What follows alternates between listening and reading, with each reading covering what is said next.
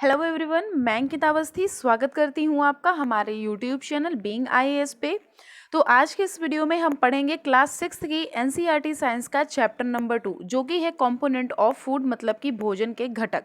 देखिए, इससे पहले वाले चैप्टर में हम लोगों ने इंग्रेडिएंट्स के बारे में पढ़ा था, मतलब कि भोजन किस तरह से बनता है। ठीक है, जो उसमें फूड है, जैसे दाल है तो उसमें क्या क्या इंग्रेडिएंट्स लगते हैं, वो दाल जो है वो किस तरह से बनती है, इसके बारे में हम पहले वीडियो में पढ़ चुके हैं। और इस चैप्टर में हम पढ़ेंगे कंपोनेंट ऑफ फूड, मतलब कि भोजन के घटक। मतलब भोजन जो है वो किन किन चीज़ों से मिलके बना है, भोजन में कौन कौन सी चीज़ें प्रेजेंट रहती हैं जो हमारे हेल्थ के लिए अच्छी होती हैं, इनके बारे में हम पढ़ेंगे।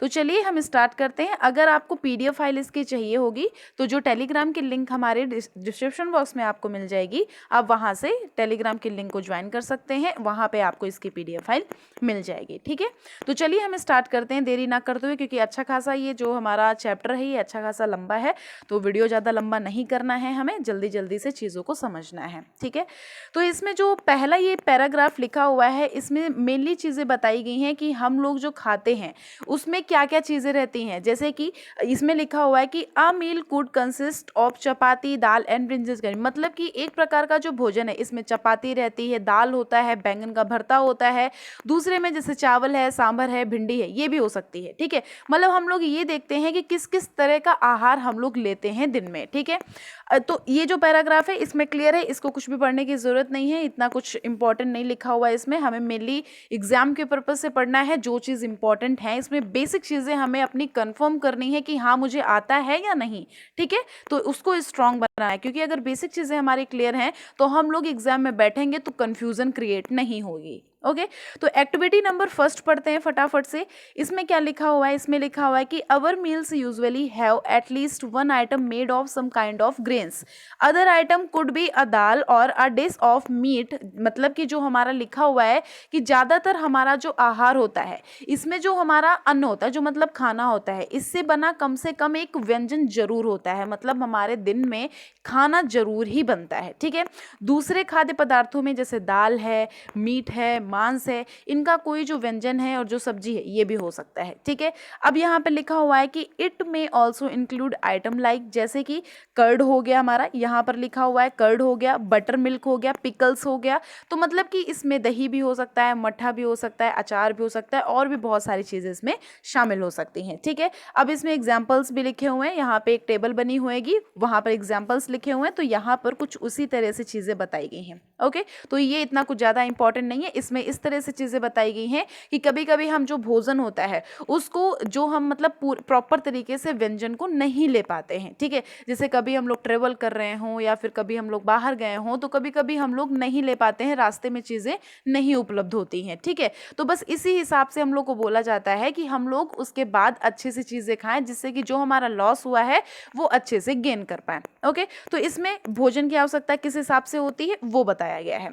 अब हम आते हैं कौन से किस वाले पॉइंट पे, 2.1 पे, मतलब कि what do different food item contain, मतलब विभिन्न प्रकार के जो खाद्य पदार्थ होते हैं उसमें क्या क्या चीज़ें शामिल होती हैं। ठीक है, इससे पहले हम एक चीज़ पढ़ लेते हैं कि जो हमारा मतलब कुछ ऐसे वो है रीजन्स हैं, जो स्टेट्स हैं, उसमें कौन कौन से फूड बहुत अच्छे से फेमस हैं। ठीक है, एक बार पढ़ते हैं। जो यहाँ पे रीजन लिखे हुए हैं, स्टेट लिखे हुए हैं और आइटम ऑफ गेन्स लिखे हुए हैं, और इसमें मतलब मीट या दाल लिखा हुआ है कि मतलब वहाँ पे क्या क्या इतना ज़्यादा फेमस है, वेजिटेबल में क्या फेमस है, और भी अदर थिंग्स में क्या क्या फेमस है। ओके, तो सबसे पहले इसमें पंजाब लिखा हुआ है, ये चीज़ इंपॉर्टेंट है हमारे पॉइंट ऑफ व्यू से, किसके, एग्जाम के पॉइंट ऑफ व्यू से। ठीक है, तो हमें पढ़ना है इसको। अब लिखा हुआ है पंजाब, तो अगर हम आइटम ऑफ ग्रेन्स देखें तो देखिए आप सभी को पता होगा कि मक्के की रोटी एंड सरसों दा साग वहाँ का बहुत फेमस है ना। तो मक्के की रोटी, जो कॉर्न की रोटी होती है, ये यहाँ पर बहुत ज़्यादा फेमस है। अब आइटम ऑफ दाल या मीट में क्या फेमस है, यहाँ पर राजमा बहुत ज़्यादा फेमस है। जो किडनी बीन्स होता है ये यहाँ पर बहुत फेमस होता है। ठीक है, किडनी बीन्स इसलिए बोला गया है क्योंकि जो ये राजमा का शेप है ये किडनी के जैसा होता है। अब वेजिटेबल्स में हमारा क्या यहाँ पे फेमस है, सरसों का साग, अभी मैंने बताया सरसों का साग एंड मक्के दी रोटी। ठीक है, जो मस्टर्ड लीव करी होती है ये यहाँ पे फेमस है।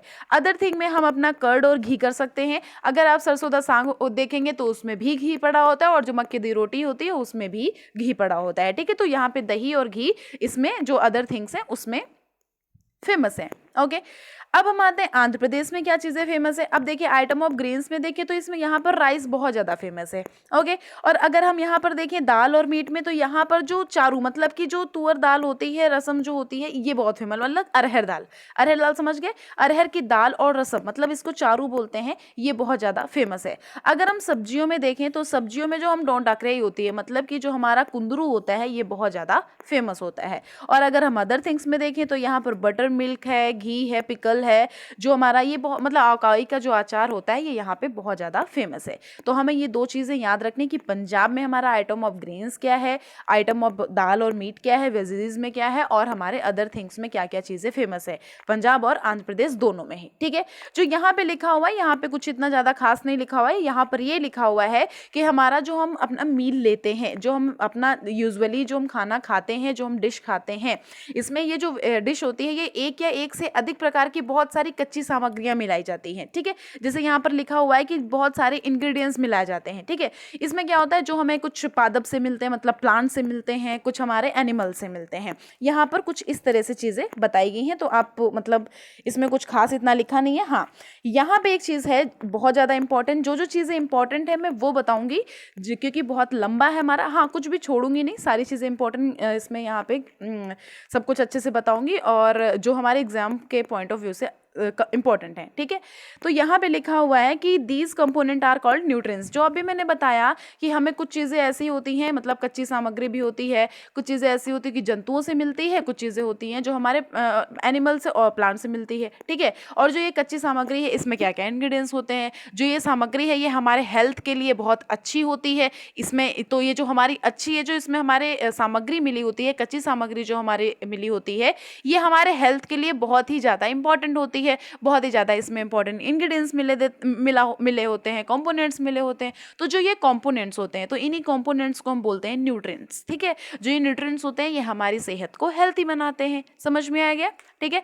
अब इसमें लिखा हुआ है कि the major nutrients in our food and name are carbohydrates, proteins और फूड कंटेन। तो इसमें मतलब काफ़ी चीज़ें ऐसी हैं जो हमारी इंपॉर्टेंट हैं पॉइंट ऑफ व्यू से, किसके, एग्जाम के। अब देखिए कौन सी इंपॉर्टेंट चीज़ें हैं, यहाँ पे आपको यहाँ से लेकर के टिक कर लेना है यहाँ तक की। कैसे लिखा हुआ है कि जो हमारी कच्ची सामग्रियाँ होती हैं, ये हमारी बॉडी के लिए काफ़ी नीडफुल होती हैं, उनको हम बोलते हैं न्यूट्रिएंट्स। और इसमें कुछ मेजर न्यूट्रिएंट्स होते हैं जो हमारे जो वो बॉडी होती है उसके लिए बहुत ज़्यादा इंपॉर्टेंट होते हैं। कौन कौन से मिले होते हैं, कार्बोहाइड्रेट है, प्रोटीन है, फैट है, विटामिन है, मिनरल है। ठीक है। ये कुछ हमारे 5 पॉइंट्स हैं जो हमारे काफ़ी ज़्यादा इंपॉर्टेंट होते हैं बॉडी के लिए।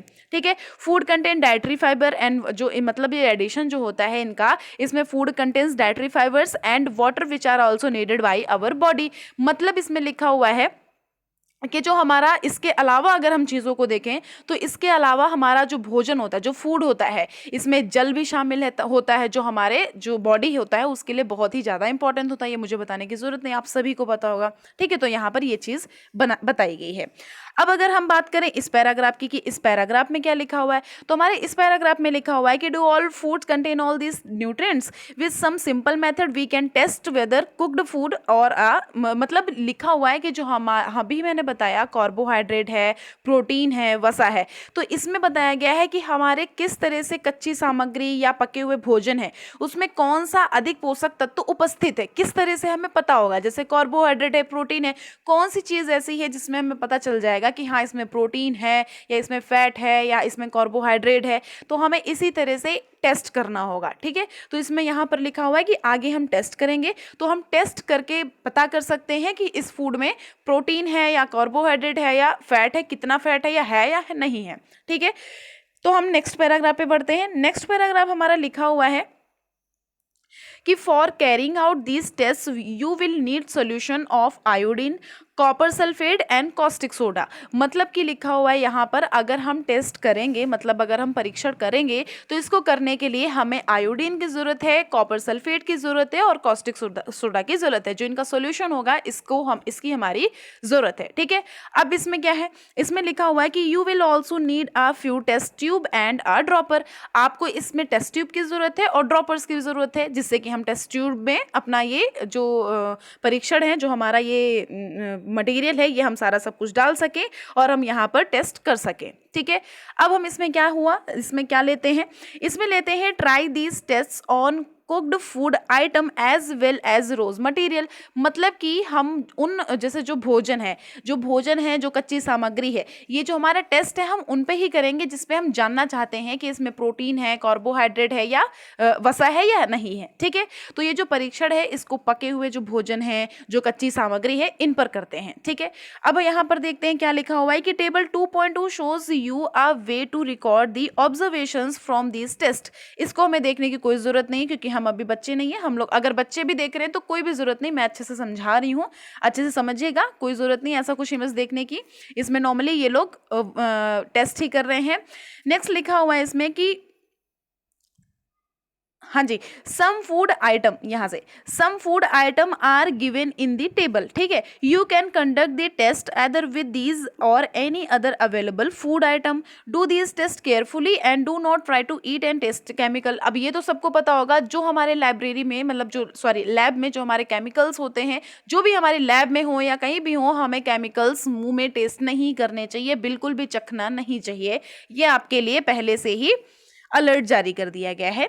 अब यहाँ पे लिखा हुआ है कि if the required solution are not available in, मतलब जो लिखा हुआ है रेडीमेड फॉर्म्स में अगर नहीं सोल्यूशन हमें मिलता है तो हम अपना टीचर के साथ में मतलब अपना बॉक्स हम ले सकते हैं और उनसे प्रिपेयर करा सकते हैं। ठीक है, उसकी कोई वो नहीं है, हमें समझना है कि ये टेस्ट होगा तो कैसे होगा और टेस्ट में होगा क्या क्या। ठीक है, तो सबसे पहले हम क्या करते हैं, कार्बोहाइड्रेट का सोल्यूशन का मतलब कार्बोहाइड्रेट का टेस्ट करते हैं। Let us begin by testing different food item to see the contain carbohydrate. ठीक है, अब इसमें क्या करना है हमको, कार्बोहाइड्रेट का अगर हम परीक्षण करेंगे तो इसमें हम लेंगे there are many types of carbohydrate, मतलब बहुत सारे कार्बोहाइड्रेट, बहुत टाइप के कार्बोहाइड्रेट्स होते हैं। ठीक है, जैसे कि the main carbohydrate found in the food, जैसे कैसे, अब हमें कैसे पता होगा कि किसमें कार्बोहाइड्रेट है या नहीं है। अब हम इसके आगे बढ़ते हैं कि क्या लिखा हुआ है कि the main carbohydrates found in our food are in the form of starch and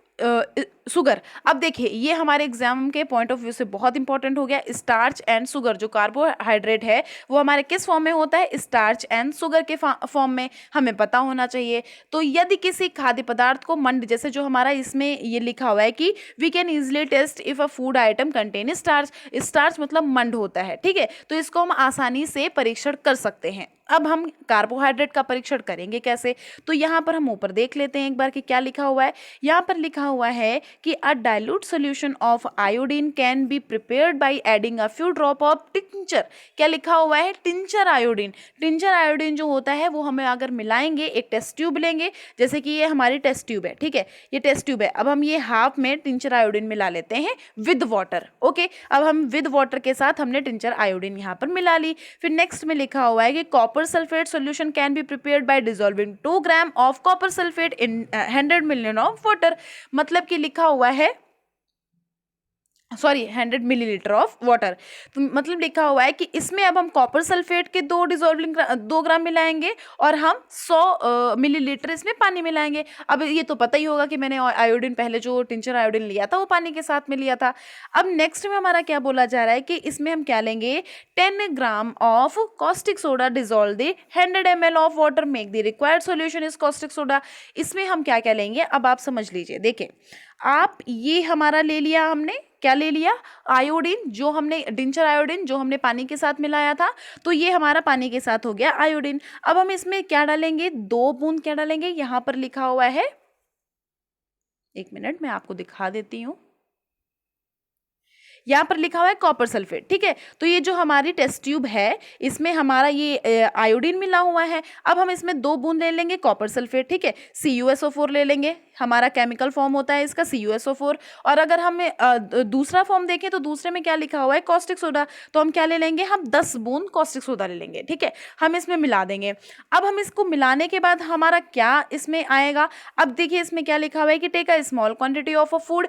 अब जो जैसे कि हमने रोटी ले ली, ठीक है, अगर हमने रोटी ले ली तो रोटी को हमने टेस्ट ट्यूब में डाला, टेस्ट ट्यूब में डालने के बाद हमने उसमें 2-3 बूंद ये जो टिंचर आयोडीन था ये मिला दिया। उसके बाद हमने जो ये आयोडीन जो ये मैंने अभी ड्रॉप्स बताया कि इसमें कास्टिक सोडा मिलेगा और क्या मिलेगा जो मैंने अब ये आप एक जो सोल्यूशन है ये अगर आपने पहले तैयार कर लिया है तो कोई दिक्कत नहीं है, सिर्फ आप रोटी पे डालने की ही वेट है। अगर नहीं डाला तो एक टेस्ट ट्यूब लीजिए, उसमें आप टिंचर आयोडीन मिलाइए, उसके बाद उसमें 2 ग्राम कॉपर सल्फेट मिलाइए, उसके बाद 10 बूंद उसमें डाल दीजिए कॉस्टिक सोडा के। उसके बाद हम उसमें एक रोटी डाल देंगे।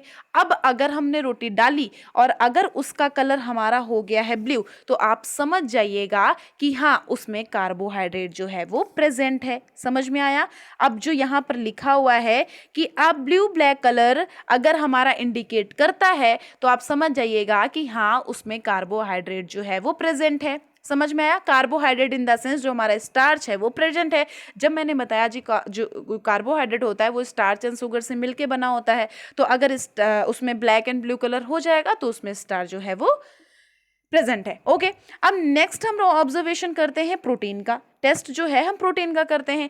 इसमें हम क्या लेंगे, अब हम फटाफट से बता दे रहे हैं क्योंकि जो इसमें लिखा हुआ है जो मैं बताऊंगी वही इसमें लिखा हुआ है। ठीक है, इसमें क्या है, अगर हम प्रोटीन का परीक्षण करेंगे तो प्रोटीन का परीक्षण करने के लिए हम क्या लेंगे, इसमें लिखा हुआ है take a small quantity of a food. अब हम एक फूड ले लेंगे, मतलब थोड़ी मात्रा में अपना खाना ले लेंगे, खाद्य पदार्थ ले लेंगे।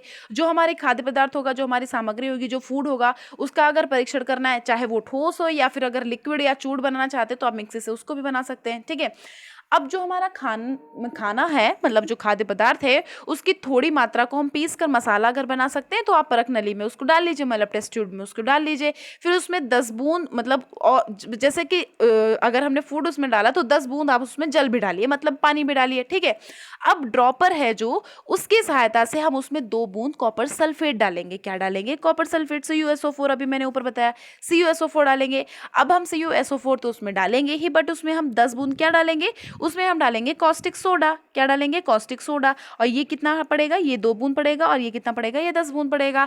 अब जब हम ये डालेंगे और उसको थोड़ी देर से रख देंगे, जैसे कि देखिए यहाँ पर ये कर रहे हैं, कॉस्टिक सोडा मिला रहे हैं, कॉपर सल्फेट मिला रहे हैं और इसमें कुछ फूड का चूर्ण मिलाया है। ठीक है, और इसमें थोड़ा सा पानी भी मिला दिया है। अब इसको थोड़ी देर रख दिया गया। अब अगर रख दिया गया, उसके बाद थोड़ी देर रखने के बाद उठाया गया, तो अब इसमें जब उठाया जाएगा, अगर आपको इसमें वॉयलेट कलर प्रेजेंट दिखाई देता है, पक्का समझ जाइएगा कि हाँ ये प्रोटीन है यहाँ पे। ओके, समझ आ गया? अब जो ये हमारा परीक्षण है, ये परीक्षण किसी दूसरे पदार्थ पे, एक बार हम फिर से दोहराते हैं, किसके लिए? वसा के लिए, मतलब फैट के लिए। ठीक है, अब यहाँ पे वही चीज़ लिखी हुई है कि जो न्यूट्रिएंट्स हैं वो मतलब कुछ फूड आइटम में प्रेजेंट होते हैं, तो ये कुछ इतना ज़्यादा वो नहीं है क्योंकि हमें ऑलरेडी सारी चीज़ें ये पता होती हैं, घरेलू चीज़ें हैं। अब हम करेंगे टेस्ट फॉर फैट के लिए। फैट के लिए हम कैसे टेस्ट करेंगे? इसमें भी क्या लेना है कि इसमें थोड़ी मात्रा में हमें खाना लेना है। इसमें क्या लेना है, इसे एक कागज़ का अगर हम टुकड़ा ले लेते हैं, जैसे कि, अच्छा चलिए हम अच्छे से आपको बताते हैं बिल्कुल अपनी लैंग्वेज में। इसमें जैसे कि आप लोग कभी तो टिफ़िन बॉक्स में अपना लंच तो लेके गए होंगे। ठीक है, अब उसको टिश्यू जो होता है, टिश्यू में आप पराठे जरूर लेके गए, जो पराठे होते हैं उनको आपने उसमें रखा होगा। तो आप अगर टिश्यू हटाते हैं, जैसे आज भी ऐसे घर पे होता होगा कि अगर इस टिश्यू हटाते, क्योंकि टिश्यू अच्छे से चिपक जाता है, और जब टिश्यू हटाते हैं तो उसमें कुछ ऑयल लगा रह जाता है, कुछ फैट लगा रह जाता है। ठीक है, तो बस उसी चीज़ से रिलेटेड हम यहाँ पर परीक्षण करेंगे। ओके, जैसे जो कागज़ है वहाँ पर लगा हुआ है, कागज़ ले लो या फिर कुछ भी ले लो, धब्बा हो जाता है, धुंधला धुंधला दिखता है, तो वही जो है वहाँ पर पता चल जाता है कि हाँ यहाँ पर फैट है। मतलब जो हमारा टिश्यू होता है वहाँ पर धब्बा लग जाता है, वहाँ पे स्पॉट्स पड़ जाते हैं ऑयल के, तो पता चल जाता है कि यहाँ पर हमारा फैट उपस्थित है। ओके, तो यहाँ पर कुछ उसी तरह से लिखा हुआ है कि an oily patch on paper shows that the food item contain food, मतलब वहाँ पर फूड है, उस फूड आइटम में फूड है। ठीक है, कभी कभी क्या होता है, जो खाद्य पदार्थ होता है जल की भी मात्रा कुछ, मतलब जैसे कभी कभी जल की भी कुछ मात्रा हो सकती है उसमें। ठीक है, इसमें क्या होता है, इस टाइम पे क्या होता है, तो जो हमारा वो पराठा होता है उसको हम अच्छे से धीरे धीरे रगड़ें। ठीक है, फिर कुछ समय बाद जो कागज है वो अगर सूख जाता है, उसके बाद हमें दिखाई देगा कि हाँ उसमें जो धब्बा है वो दिख रहा है। तो अगर वो धब्बा है वो दिख रहा है तो समझ जाइएगा कि हाँ उसमें जो हमारा फैट है वो अवेलेबल है। ओके अब जो हमारा ये प्रोटीन है, जो हमारा फैट है, जो स्टार्च है, ये मैंने अब सब आपको बताया। अब उसमें आपको देखना है जो जो चीज़ें बताई, क्या प्रोटीन अवेलेबल थी, आप देखिएगा अगर आप करिएगा परीक्षण, क्या उसमें फैट अवेलेबल था, क्या उसमें स्टार्च अवेलेबल था। तो हमने कितने परीक्षण कर लिए, हमने किन किन किन चीज़ों जो हमने अभी बताया कि क्या वहाँ पर फैट था नहीं था, ये इस पैराग्राफ में ये लिखा हुआ है। ठीक है, अब यही चीज़ यहाँ पर है। अब हम यहाँ पर एक चीज़ देखते हैं क्या लिखा हुआ है कि हमने क्या टेस्ट कर लिया, हमने 3 चीज़ों के बारे में टेस्ट कर लिया, कार्बोहाइड्रेट, प्रोटीन एंड वसा। मतलब कि कार्बोहाइड्रेट, प्रोटीन एंड फैट के बारे में हमने यहाँ पर क्लियर कर ली चीज़ें। अब हम इसमें क्या करेंगे, there are also other nutrients, मतलब इतना नहीं है कि हमारे सिर्फ यही न्यूट्रिएंट्स हैं, हमारे विटामिन और मिनरल मैंने पहले भी बताया था ये भी हैं इसमें। ठीक है, ये भी हमारे भोजन में विभिन्न विभिन्न तरीके से अपने तरह से उपस्थित रहते हैं। ठीक है, और ये भी हमारे लिए काफ़ी आवश्यक होते हैं। ओके, अब हम देखते हैं इसमें कि what do various nutrients do for our body, मतलब विभिन्न पोषक हमारे शरीर के लिए क्या क्या कर सकते हैं। मतलब जो ये इस तरह के मैंने आपको पोषक पदार्थ बताए हैं, जो हमारे ये वेरियस न्यूट्रिएंट्स बताए हैं, ये हमारी बॉडी के लिए किस किस तरह से हेल्पफुल हो सकते हैं, काम आ सकते हैं। ठीक है, तो यहाँ पर हम एक बार पढ़ते हैं, लिखा हुआ है कि carbohydrate mainly provide energy to our body. जो कार्बोहाइड्रेट है वो हमारे बॉडी को बहुत अच्छे से एनर्जी प्रदान करता है। फैट जो है ये भी एनर्जी प्रदान करता है, ऑल्सो गिव एनर्जी। लिखा हुआ है कि in fact fat give much more energy as compare to same amount of जो कार्बोहाइड्रेट है उसके, कि मतलब जो फैट है वो कार्बोहाइड्रेट जो है उसकी तुलना में कुछ ज़्यादा ही वो एनर्जी होती है उसको प्रदान करता है। ओके, अब जैसे लिखा हुआ है फैट है और जो कार्बोहाइड्रेट है, एक बार देखते हैं जो फूड है वो कंटेनिंग, क्या लिखा हुआ है, containing fats and carbohydrate are also called energy giving food. Most important point है कि वसा जो है और जो कार्बोहाइड्रेट है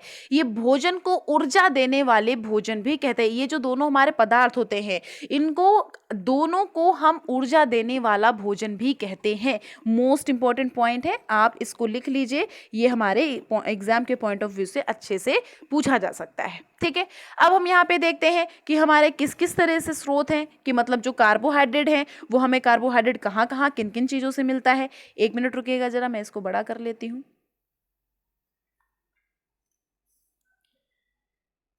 हाँ जी, जो कार्बोहाइड्रेट है वो हमें किन किन चीज़ों से मिलता है, हम एक बार ये देखते हैं। एक मिनट। हाँ जी, यहाँ पे लिखा हुआ है कि सम सोर्स ऑफ कार्बोहाइड्रेट हमें बाजरा से मिलता है, राइस से मिलता है, व्हीट से मिलता है, स्वीट पोटैटो जो होता है जिसको हम बोलते हैं शकरकंद उससे मिलता है, पोटैटो से भी मिलता है, पोटैटो में भी सम अमाउंट ऑफ फैट होता है, सम अमाउंट ऑफ कार्बोहाइड्रेट होता है, शुगर केन से मिलता है, papaya, melon and mango and maize, इन सब से हमें कार्बोहाइड्रेट मिलता है। ठीक है, अब हम नेक्स्ट में क्या देखेंगे, नेक्स्ट में हम देखेंगे कि कुछ हमारे फैट जो हैं उसके क्या क्या सोर्सेज हैं। तो फैट के सोर्सेज हैं जो हमारा ये कोकोनट ऑयल होता है, सोयाबीन ऑयल होता है, मस्टर्ड ऑयल होता है, सनफ्लावर ऑयल, ये कहाँ से आता है, ग्राउंड नट से, नट से, तिल से। ठीक है, तो ये हमारे क्या हो गए, ये हमारे कुछ फैट के सोर्सेज हो गए।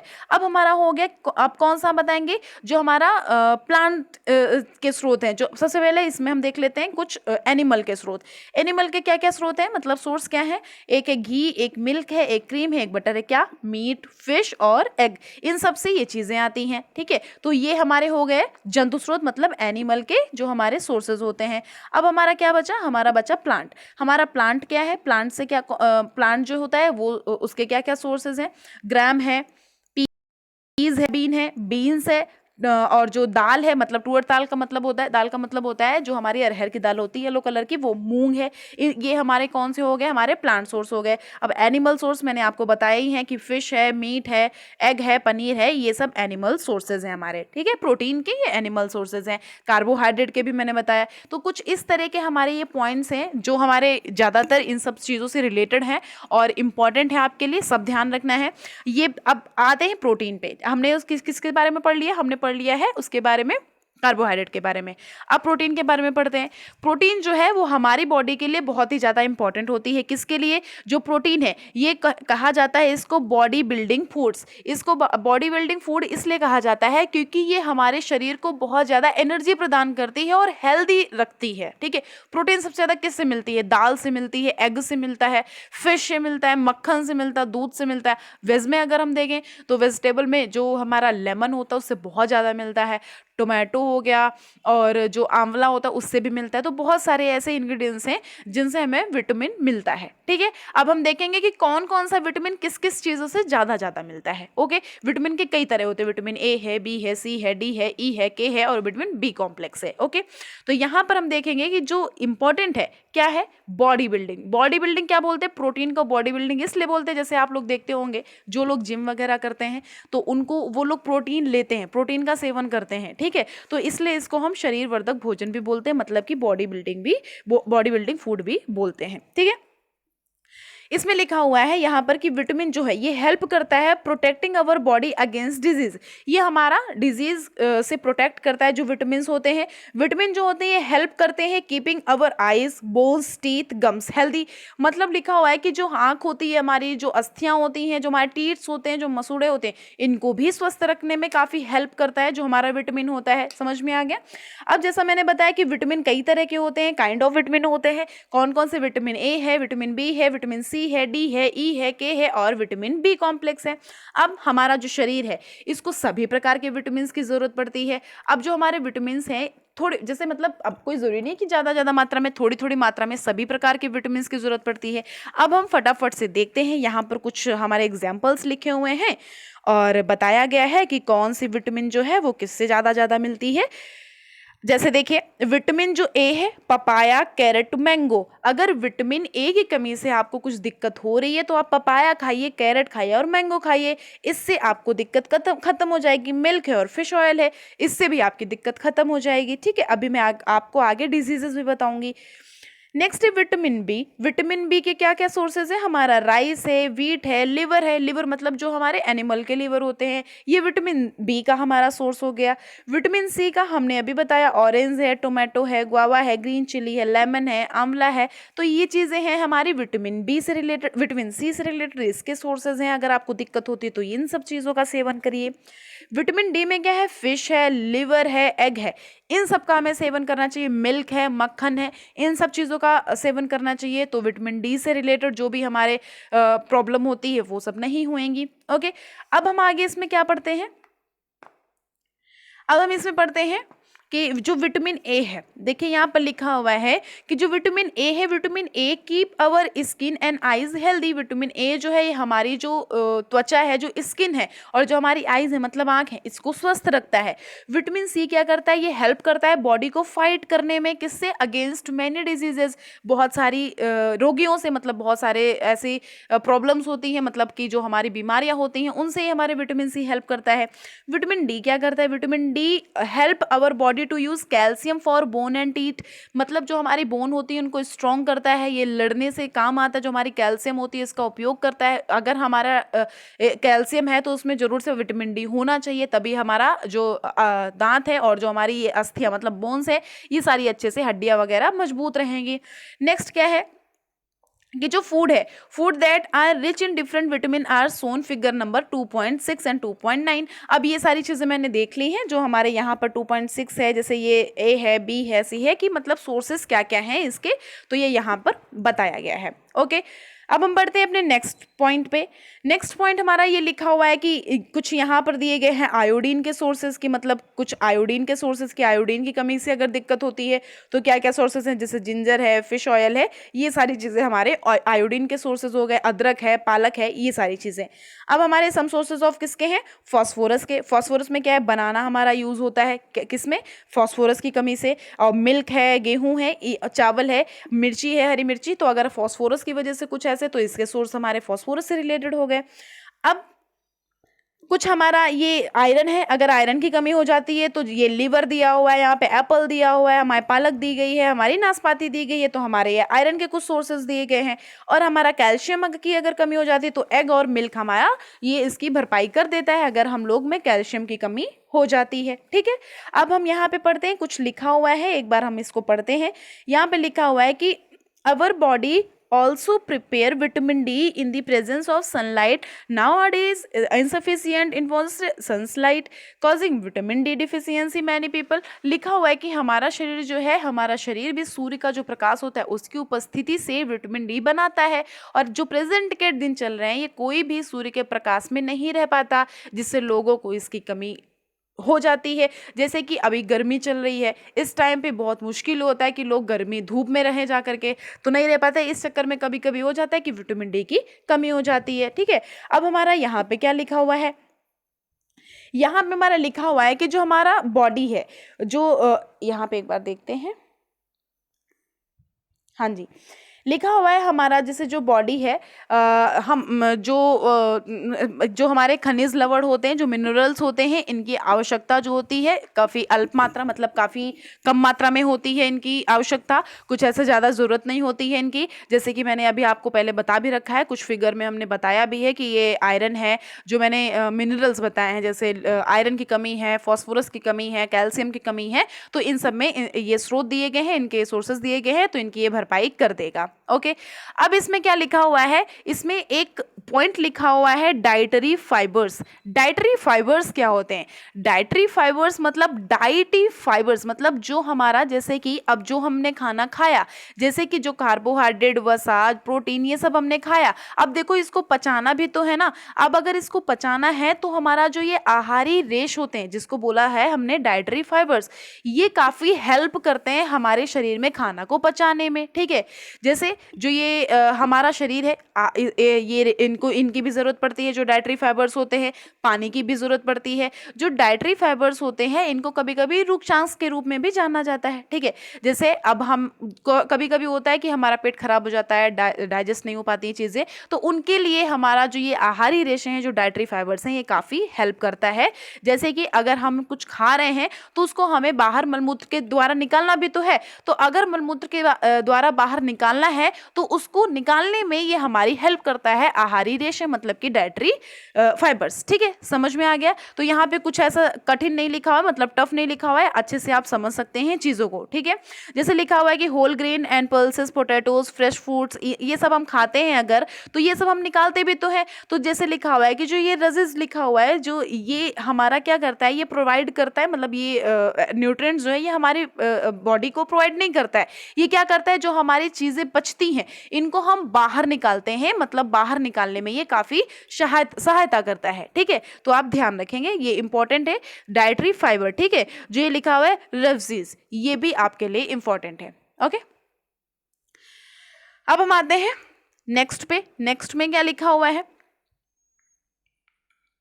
हाँ जी, नेक्स्ट में लिखा हुआ है कि जो वाटर है ये help our body to observe nutrient from food. ये तो पता ही होगा आपको कि जो वाटर है हमारे जो पोषक तत्व है इसको अवशोषित करने की में सहायता करता है।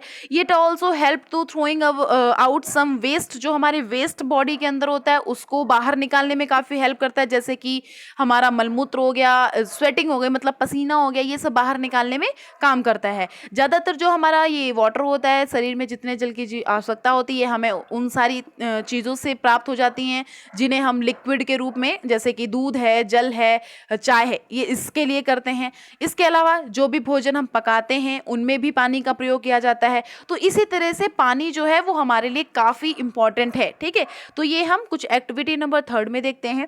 एक्टिविटी नंबर 3 में लिखा हुआ है कि टेक अ टोमेटो और a fruit like lemon, cut it into small pieces, do your hand get wet while doing so. देखिए, ज़्यादातर चीज़ों में वाटर होता है, जैसे कि अगर हम नींबू कट करेंगे, टमाटर कट करेंगे तो हमारे हाथ थोड़ा थोड़ा गीले हो जाएंगे, तो उसमें पता चल जाता है, इसी से हमारा परीक्षण हो जाता है कि हाँ उसमें थोड़ा थोड़ा पानी है। जब भी आपके घर में किसी भी फल की कटाई होती है, जैसे जब कोई फल काटा जाता है या फिर सब्जी छीली जाती है या फिर कुछ भी ऐसा होता है, तो उसको ध्यानपूर्वक देखिए, आपके हाथ जो है उसमें मतलब पानी की मात्रा हो जाती है कभी कभी। ठीक है, जैसे कि क्या होता है, क्या कभी ऐसा आप करते समय मतलब आपको किसी ऐसे ताजे फल या सब्जी के बारे में पता चलता है जिसमें पानी की मात्रा नहीं होती है? ठीक है, आपको कभी पता चला? तो सोचिए और ऑनेस्टी से आप कमेंट बॉक्स में कमेंट करिए। ठीक है, हम देखते हैं कि कई जो खाद्य पदार्थ होते हैं, यहाँ पर लिखा हुआ है, जो मैं बता रही हूँ ऐसा नहीं है कि मैं अपने मन से बता रही हूँ, यहाँ पर ये चीज़ें लिखी हुई हैं, मैं अपनी लैंग्वेज में बहुत सही से बता दे रही हूँ, ईजी वे पे। ठीक है, जैसे कि हम देखते हैं कि कई सारी ऐसे फूड्स होती हैं जो हमारे खाने की जो चीज़ें होती हैं उसमें पानी होता है, मतलब जल होता है। ठीक है,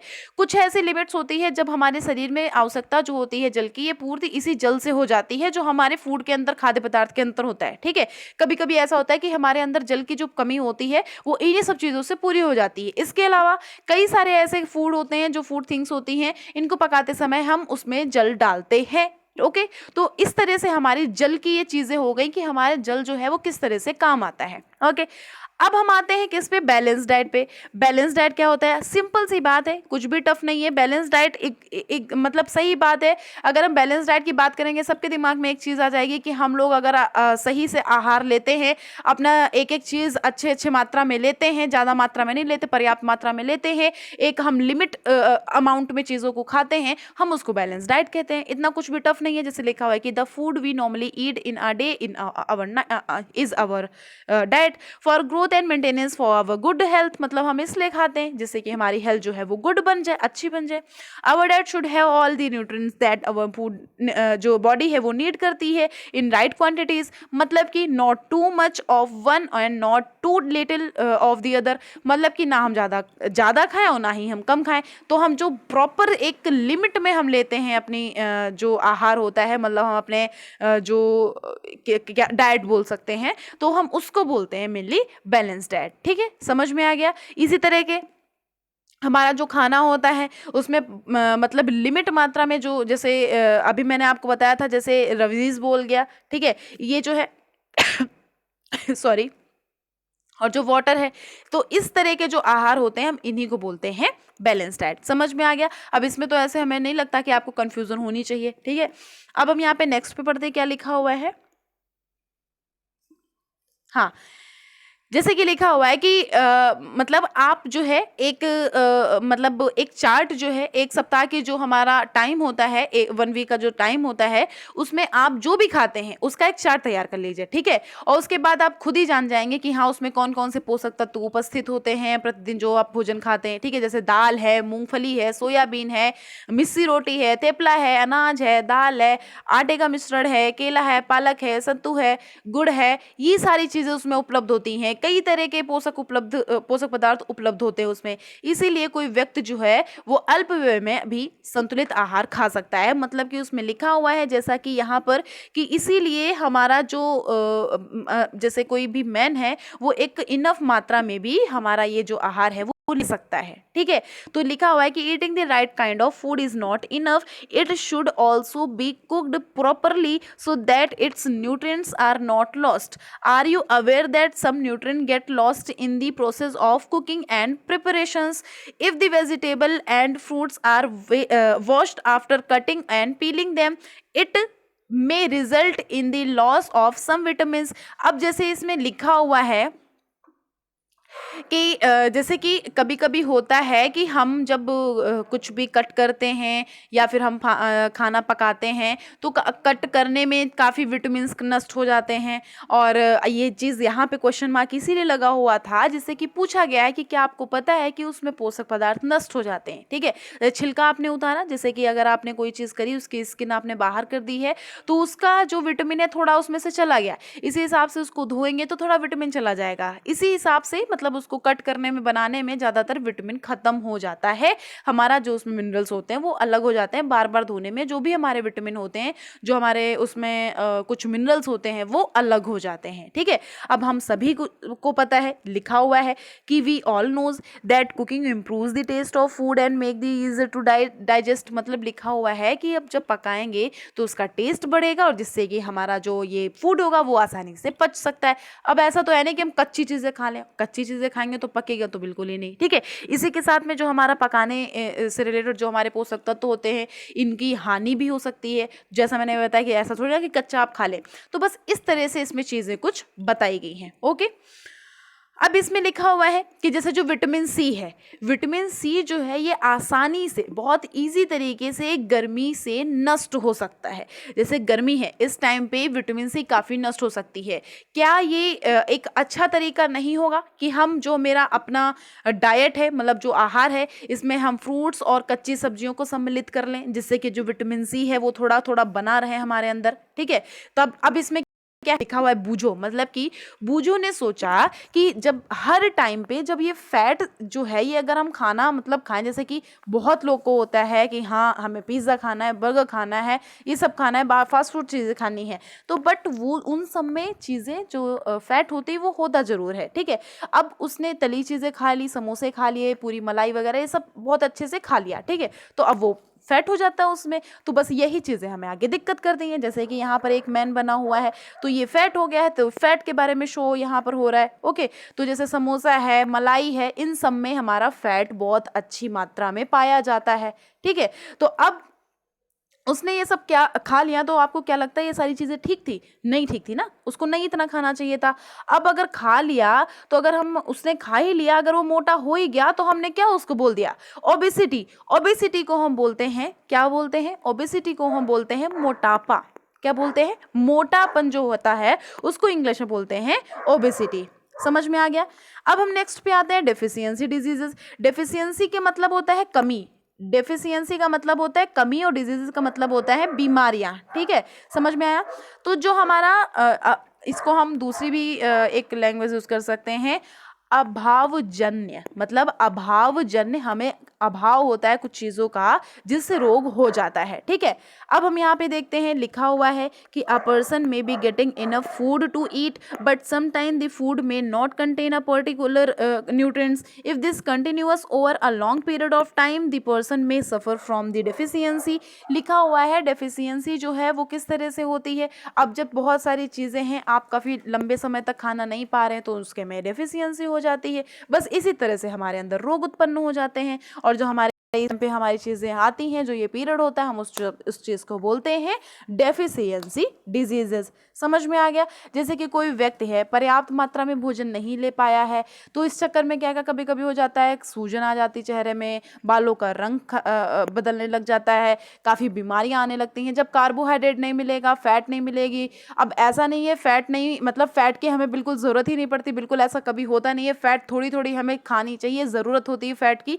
तो जैसे चेहरे में सूजन है, बालों का रंग है, ये सारी चीज़ें किस वजह से होती हैं? इन सब की कमी के कारण। तो बस इसीलिए लिखा जाता है कि अगर हम ये सारी चीज़ें नहीं खाएंगे तो इंसान दुबला पतला हो जाएगा। तो इसी चीज़ों से हमारी डिफिशियंसी डिजीजेस बन जाती हैं। समझ में आ गया? तो ये जो चीज़ें मैंने बताई हैं, ये इस पैराग्राफ में बहुत अच्छे से लिखी हुई है। ठीक है, इसमें क्या है, हम बहुत अच्छे से समझ गए चीज़ों को कि हम किस तरह से चीज़ें खाते हैं, किस तरह से हम दूसरों को देते हैं, और किस तरह से हमें अपने जो डाइट है उसको सुनिश्चित करना चाहिए। समझ में आ गया?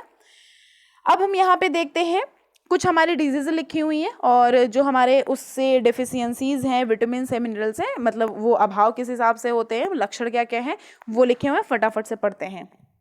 जैसे कि विटामिन ए है, विटामिन ए जो है, इसकी कमी के कारण क्या हो जाता है, कौन सी डिजीज हो जाती है? लॉस ऑफ विजन, मतलब कि आंखों की दिक्कत हो जाती है, दृष्टिहीनता हो जाती है। लक्षण क्या होता है? कमजोरी हो जाती है, मतलब, और लिखा हुआ है loss of vision in darkness, मतलब कि जो रात में होता है उसमें कम दिखाई देता है, कभी कभी पूरी तरह से दिखाई बंद हो जाता है, ऐसा भी होता है विटामिन ए की कमी से। तो मैंने बहुत सारी चीज़ें बताई कि विटामिन ए में मैंने आपको पहले बताया फल फ्रूट्स वगैरह खानी चाहिए। विटामिन बी1 में क्या हो जाता है, प्रॉब्लम हो जाती है बेरी की दिक्कतें हो जाती हैं। जो हमारी ये पेशियां होती हैं, मसल्स होती हैं, काफ़ी वीक हो जाती हैं, हमारे में एनर्जी जो होती है उसकी काफ़ी कमी हो जाती है। विटामिन सी से हमारा स्कर्वी डिजीज होती है। इसमें क्या होता है, ब्लीडिंग गम्स होता है, मतलब कि मसूड़ों से खून निकलने लग जाता है। ठीक है, और जो हमारा जो घाव होते हैं, घाव भरने में अधिक समय लगता है। जैसे कि लिखा हुआ है कि वाउंड्स जो होते हैं वो take longer time to heal. Vitamin D से क्या होता है, रिकेट्स होता है। रिकेट्स से क्या होता है, जो बोन होते हैं वो काफ़ी सॉफ्ट हो जाते हैं। ठीक है, मुड़, मतलब जो हमारी अस्थियां होती हैं वो मुलायम होकर के मुड़ने लग जाती हैं। तो ये काफ़ी बड़ी चीज़ होती है, काफ़ी भयंकर चीज़ होती है, पुरानी चीज़ होती है, सॉरी मतलब बेकार चीज़ होती है। कैल्शियम से क्या होता है, बोन और टूथ डिके हो जाता है, मतलब जो अस्थियां हैं और जो दंतक्षय है ये होने लगता है, टूटने लग जाते हैं। तो इसमें क्या होता है, इसमें लक्षण क्या होता है, हमारी जो मसल्स होती हैं, जो हमारी बोन्स होती हैं वो काफ़ी कमज़ोर हो जाती हैं, वीक हो जाती हैं, और जो हमारे टीथ होते हैं वो भी काफ़ी वीक हो जाते हैं, टूटने लगते हैं। आयोडीन कमी से हमें घेंगा हो जाता है, गाइटर जिसको बोलते हैं। ठीक है, इसमें क्या होता है, हमें गर्दन में काफ़ी ग्रंथि जो होती है, ग्लैंड होती हैं, वो फूल जाती हैं, काफ़ी स्वेल हो जाती हैं, स्वलन हो जाती हैं। ठीक है, तो इसी तरह से मेंटल डिसेबिलिटीज़ हो जाती हैं। तो ये सारी चीज़ें हमें समझनी है कि इससे लक्षण क्या क्या होते हैं, हमें इससे प्रॉब्लम क्या होती है। और आयरन की कमी से एनीमिया होती है और वीकनेस हो जाती है, तो सभी को पता होगा। ठीक है, तो ये कुछ इस तरह से हमारी ये प्रॉब्लम्स थी, और कुछ हमारे ये मतलब डिजीजेस थी जो हमें याद रखनी है। एक बार हम कीवर्ड पढ़ते हैं। इसमें क्या पढ़ा, बैलेंस डाइट पढ़ा, जिसमें हम प्रॉपर तरीके से अपना डाइट लेते हैं, उसे बैलेंस डाइट कहते हैं। बेरी होता है, इसमें प्रॉब्लम होती है। कार्बोहाइड्रेट क्या होता है, कार्बोहाइड्रेट को अगर आप एक साइकिल में समझना चाहते हैं तो सिंपल सी साइकिल है। कार्बोहाइड्रेट है, कार्बोहाइड्रेट किससे बनता है, carbohydrate carbon plus hydrogen plus oxygen से मिलकर बना होता है, सॉरी प्लस ऑक्सीजन से मिलके बना होता है, ठीक है। अब इसमें प्रोटीन है, खनिज लवण है मतलब मिनरल्स है, विटामिन्स है, फैट्स है, इन सब का एक साइकिल बन जाता है। एनर्जी है, फैट है और मिनरल्स है, न्यूट्रिएंट्स हैं, प्रोटीन है, रजीज है, स्कर्वीज है, स्टार्च है और विटामिन्स है। तो ये सारी चीज़ें हमारी हो गई कार्बोहाइड्रेट से रिलेटेड, मतलब हमारा ये पूरा चैप्टर हो जाता है खत्म। ओके, अब जो हमारी एक्सरसाइज है ये हम दूसरे वीडियो में सॉल्व करेंगे। तब तक के लिए बाय बाय टाटा, क्योंकि बहुत अच्छा खासा लंबा वीडियो हो गया है और आप लोग बोर भी हो सकते हैं। और हाँ, आप प्लीज़ अगर वीडियो अच्छा लगता है तो प्लीज़ से शेयर कर दीजिएगा और लाइक कर दीजिएगा अगर अच्छा लगता है, और प्लीज़ नए हैं चैनल पे तो प्लीज़ सब्सक्राइब करिएगा। ओके, चलिए, थैंक यू सो मच, अपना ध्यान रखिएगा।